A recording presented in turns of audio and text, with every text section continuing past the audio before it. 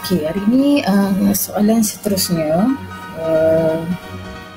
untuk topik kerektifan. Okey. Raja 2 menunjukkan satu relau bagas digunakan untuk mengekstrak logam daripada bijihnya dengan menggunakan arang kok. So dia bagi gambar relau ni, ya. Okey.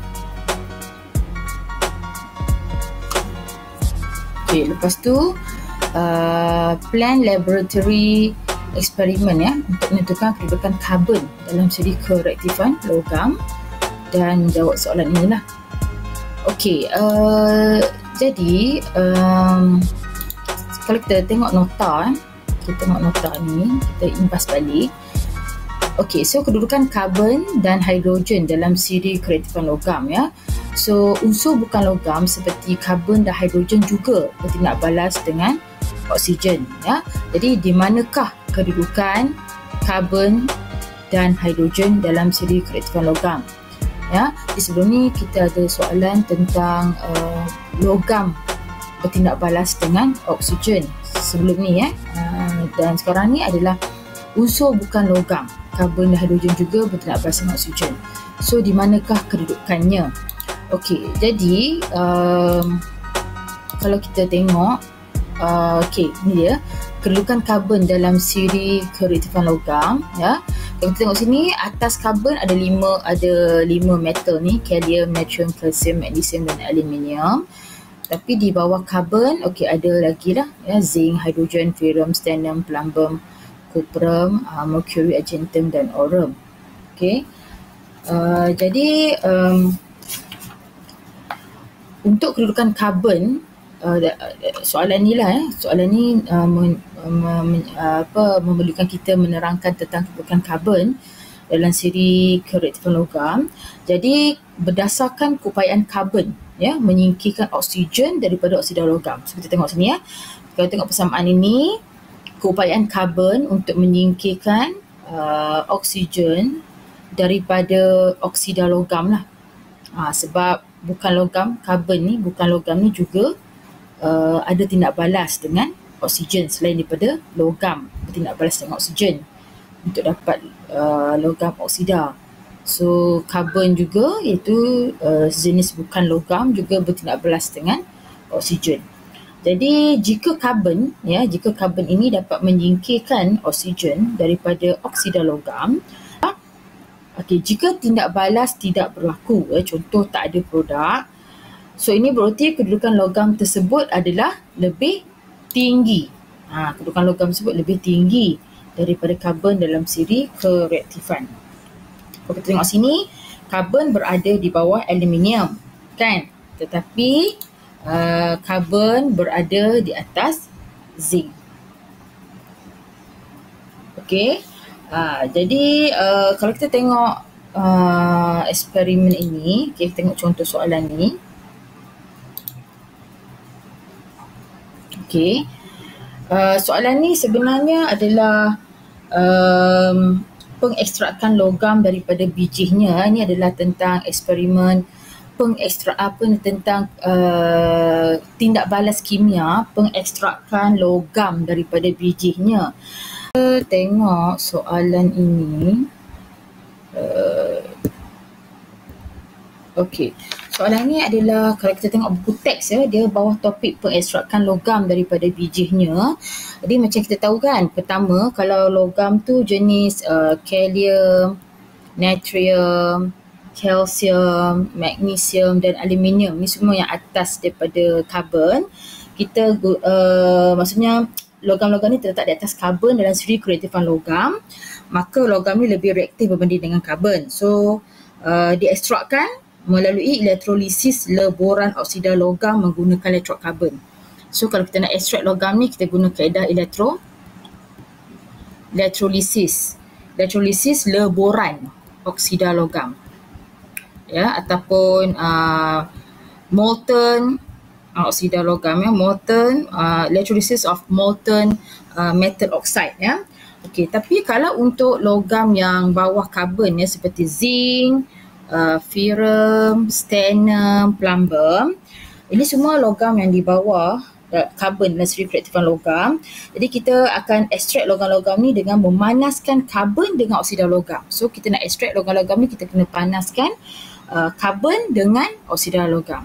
So panaskan karbon dengan oksida logam. Okey. Jadi karbon dipilih dan digunakan secara meluas lah dalam industri pencerahan logam kerana dia murah dan senang didapati. Dan karbon ni sebenarnya bertindak sebagai reducing agent ataupun ejen penurunan dengan menyingkirkan oksigen daripada oksida logam. Contoh karbon react dengan zinc oksida. Okey, so kalau kita tengok sini, karbon berada kedudukannya di atas zinc. So karbon ni dapat menyingkirkan oksigen daripada oksida logamnya. So zinc, jadi zinc akan tinggal single element dan CO bergabung untuk menghasilkan CO. Karbon ni menjalani proses pengoksidaan, tetapi karbon juga dalam masa yang sama bertindak sebagai ejen penurunan. Kan? Karbon ni juga bertindak sebagai ejen, kita ulang kaji sikit, sebagai ejen penurunan. Jadi kita katakan karbon ni bertindak sebagai ejen penurunan dengan menyingkirkan oksigen daripada oksida logam. So contoh karbon yang selalu kita guna dalam industri adalah arangkok. So arangkok ni adalah salah satu contoh karbon. Okay, untuk logam yang kurang reaktif untuk copper dan mercury. Untuk copper dan mercury, dia kurang reaktif. Ni adalah kurang reaktif. Jadi dia ada satu cara lagi lah. Kita gunakan ekstrakkan dengan memanaskan logam sulfida dalam udara. So kita guna ni untuk ekstrak logam-logam ni, kita menggunakan pemanasan dengan logam sulfida. Sulfida dalam udara. Dan untuk logam yang bawah sekali, yang keempat, yang grup yang terakhir iaitu Ag dengan Au ni, logam dua ni wujud sebagai logam bebas ataupun kita panggil logam tulen kerana tidak reaktif untuk tindak balas. So dia ada 4 lah jenis. Okey, jadi ini tentang sedikit sebanyak tentang topik pengekstrakan logam daripada bijihnya. Okey, kita jawab soalan. Okey, soalan yang pertama dia problem statement.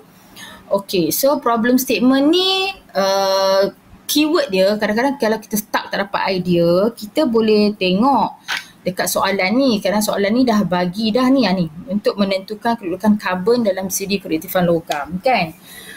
Jadi kalau kita tengok problem statement ni mesti ada WH questions, kan? Dia mesti ada WH questions ni. Jadi kalau kita tengok sini, perkataan apa, bagaimanakah tu, so kalau kita tengok sini, bagaimanakah menentukan, kita ambil balik ayat dalam kertas soalan tadi, tambah perkataan bagaimanakah saja. Bagaimana menentukan kedudukan karbon dalam siri kereaktifan logam. Okey, untuk penentuan pemboleh ubah pula, okey, macam biasa kita kena ada pemboleh ubah yang dimanipulasikan. Jadi kalau kita tengok soalan, kita dalam soalan ni tak diberi, kalau kita tengok dalam soalan ni dia tak bagi contoh pun logam apa. Jadi kita boleh design eksperimen ni, kita boleh setkan logam apalah. Jadi mungkin bila kita nak buat eksperimen ni, kita ambil satu logam yang atas karbon dengan satu logam yang bawah karbon. Macam tu, kan? Sebab dia tak cakap, tak seperti yang soalan lepas dalam dialog tu ada dah logam, kan? Okey. Jadi dia punya variables dia, kita ambil jenis oksida logam. Jenis ataupun type of metal oxide.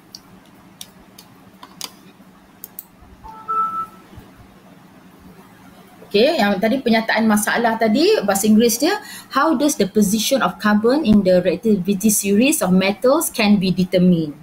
Bagaimanakah menentukan kedudukan karbon dan siri kereaktifan logam? So, itu jawapan dia.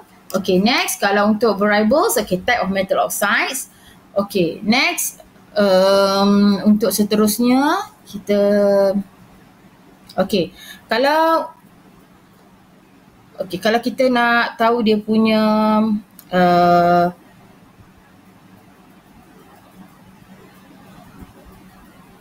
pemboleh ubah seterusnya, so kalau kita nak tahu pemboleh ubah yang bergerak balas adalah apa responding variable dia. Okey, so tindak balas berlaku ataupun kita boleh bagi jawapan perubahan fizikal pada campuran. Sebab memang sebelum eksperimen, sebelum tindak balas, kita memang campurkan logam oksida dan karbon. Jadi selepas tindak balas barulah terbentuk sebatian. Jadi kita boleh kata pemboleh ubah yang bergerak balas, perubahan fizikal pada campuran tu. Apa yang berlaku selepas tindak balas kimia, apa perubahan fizikal? Jadi kita boleh bagi jawapan itu. Reaction occurs or physical change in mixture. Fixed variable dia macam biasalah karbon. Kita gunakan ataupun arang kok boleh juga. Karbon kita guna tadi arang kok kan. Next, kita nak tahu dia punya soalan seterusnya adalah hipotesis. Hipotesis ni mesti ada satu susunan macam contoh mesti sebut MV dulu baru RV. Contoh kalau kita tak diberi logam apa tapi kita boleh design eksperimen ni, kita ambil dua contoh logam. Katalah cikgu nak ambil dua contoh logam ni. Aluminium ni atas karbon, iron ni di bawah karbon. Cuba tengok CD kreatifan tu balik. Jadi kita boleh buat hipotesis dalam bentuk comparison, perbandingan, iaitu ferrum oksida bertindak balas dengan karbon, manakala aluminium oksida tidak bertindak balas dengan karbon. Macam tu macam yang lepas jugalah soalan yang lepas cikgu bincang tentang kereaktifan logam dengan oksigen. Jadi kalau boleh kita letak MV di depan. Magnesium bertindak balas dengan oksigen untuk menghasilkan nyalaan yang terang, manakala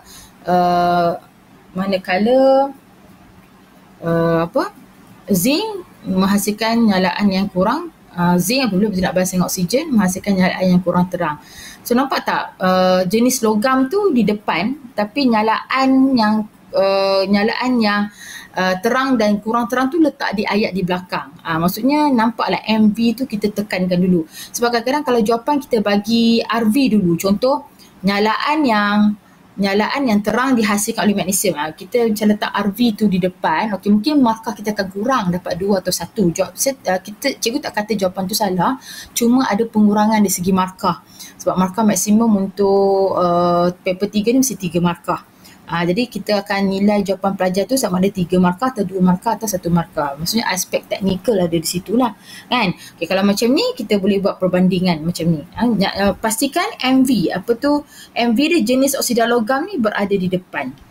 Dan dia punya dapat bertindak balas ke atau tidak bertindak balas ke, itu adalah RV dia. So kita letak ayat tu di belakang.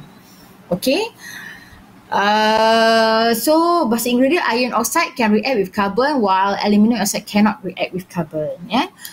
So next kita nak tahu dia punya apparatus. Kita nak tahu ni dia punya prosedur. So kalau kita nak tahu dia punya apparatus, materials and apparatus, so macam cikgu tunjuk nota tadi bahan-bahan yang dalam gambar tadi mesti ada karbon dan namakan dua logam pilihan kita dia punya apparatus mesti ada crucible, tripod stand, Bunsen burner, pipe clear triangle yang tempat letak crucible tu supaya crucible tu boleh stable tu, and spatula. So ini dia punya bahan. Lepas tu kita pergi ke prosedur dia. Pertama-tamanya prosedur, sedang saja prosedur dia, campurkan satu spatula karbon dan satu spatula aluminium oksida di dalam mangkuk pija, ataupun bahasa Inggeris mix one spatula of carbon with one spatula of aluminium oxide in a crucible. Okey, kedua, panaskan campuran dengan kuat. Okay, heat the mixture strongly. Ketiga, catat pemerhatian, record the observation. Yang keempat, repeat the steps above using iron oxide to replace aluminium oxide. So kita ulanglah langkah di atas dengan menggunakan ferrum oksida untuk menggantikan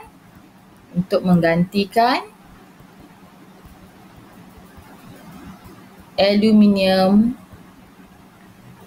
oksida, ya. Okey, seterusnya last kali adalah tabulation of data. Okey, so kalau tabulation of data ni senang sahaja, mesti buat table. Table tu mesti daripada MV dan RV, ya. MV pembuluhan yang dimanipulasikan, iaitu campuran kita dua set kan, iaitu campuran aluminium oksida, okey, bersama karbon, dan satu lagi zinc, bukan zinc, ferrum okey. Satu lagi adalah ferrum bersama ferrum oksida, campuran ferrum oksida dan juga karbon. So RV ni hanya letak pemerhatian saja. Okey, macam ni saja, jangan buat apa-apa, pemerhatian terus dapat 2 markah.